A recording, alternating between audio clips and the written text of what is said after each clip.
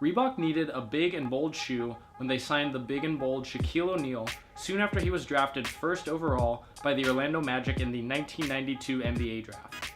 The result was the Shaq Attaq. Let's take a look.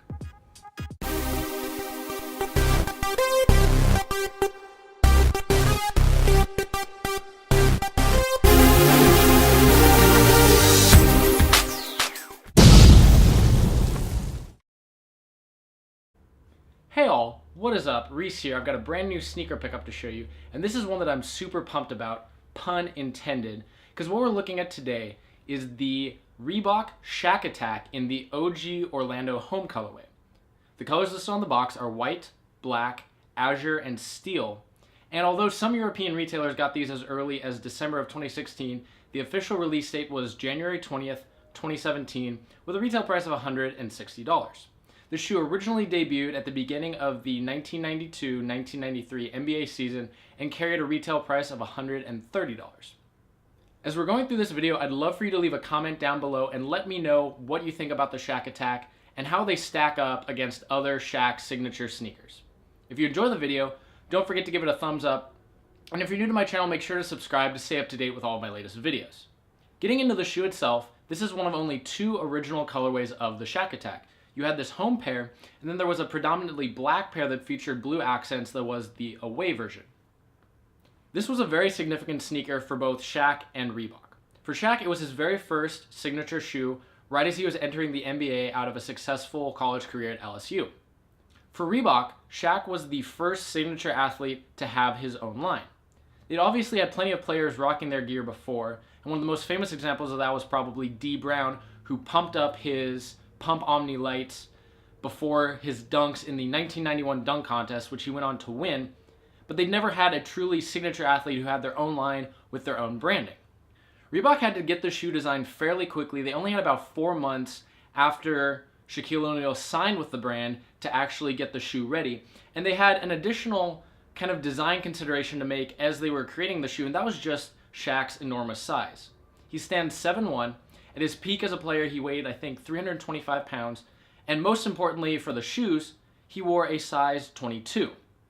Well, technically, when these were being designed, he was actually wearing a size 20, but still, that's an incredible size to be considering. So as they were designing the shoe, Reebok actually was working on two prototypes. They had a size 9, which is kind of a normal sneaker prototype size, and a size 20. And the point of that was just to make sure that the design and the tech worked for something that Shaq would actually wear on court, but then it also translated into the smaller sizes that consumers were actually going to buy. Since Shaq was a big player, he needed a shoe that would provide some good support. Reebok added a couple pieces of technology here to help with that, while also making sure to keep the weight of the shoe down. One of the most important things added here was a Graphite shank plate. Graphite is basically Reebok's implementation of carbon fiber. And when you think of carbon fiber on a basketball shoe, a lot of people think of the Air Jordan 11, but this shoe actually preceded the Air Jordan 11 by a couple years. And the advantage of carbon fiber is that it's very strong, but it's also very lightweight, so it allows you to cut some of the weight out of the shoe. Another key piece of technology here is the use of Reebok's pump technology. I've always thought the pump technology used by Reebok and Nike was a bit gimmicky. You had them both having a handful of shoes that featured this sort of pump system throughout the late 80s and early 90s, and basically the premise was you'd either have a built-in pump on the shoe or a hand pump that connected to the shoe that would fill different bladders, maybe on the tongue or on the sides of the collar, and that would allow you to add air into those bladders and basically fill out the shoe, make it fit really tight and really supportive beyond what you could get just with the lacing system. Now, one unfortunate thing is that the quality of the pump system on the retros is not great.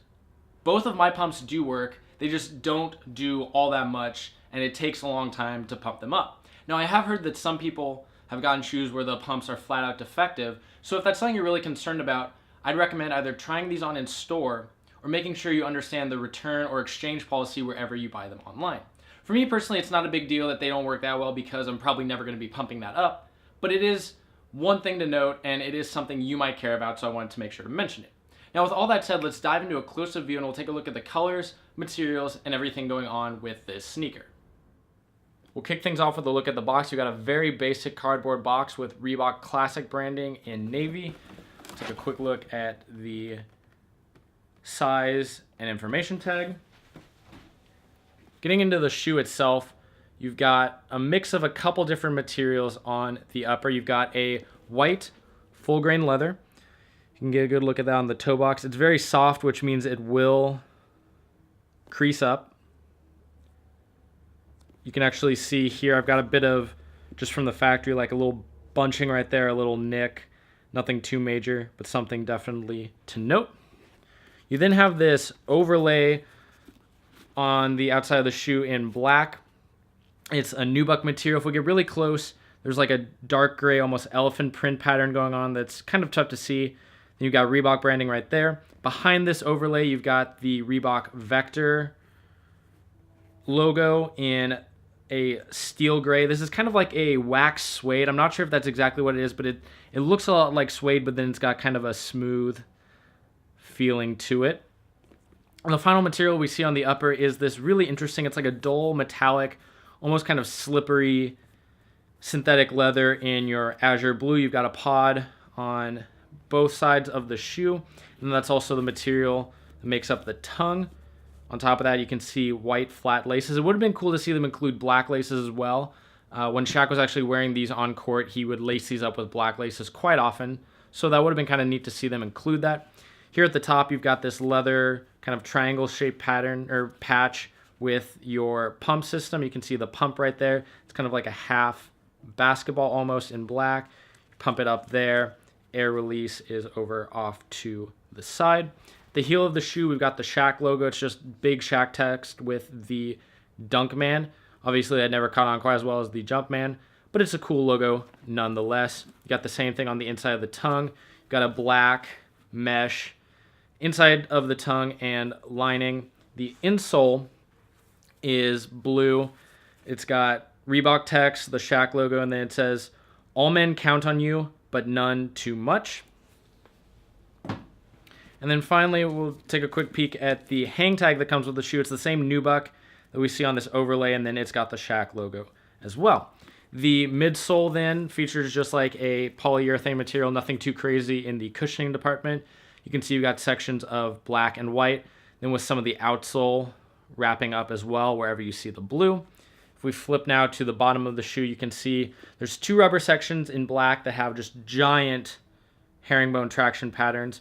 Then you've got these blue sections with dots. And then finally right here, you can see that graphite plate, which again is carbon fiber right there. You also have a bit of that coming up just on the medial side of the shoe to help with some of that lateral support. That about wraps it up for this review. If you haven't already, be sure to leave a comment and let me know what you think of the Shaq Attaq. And with all that said, thank you so much for watching. Have a great day.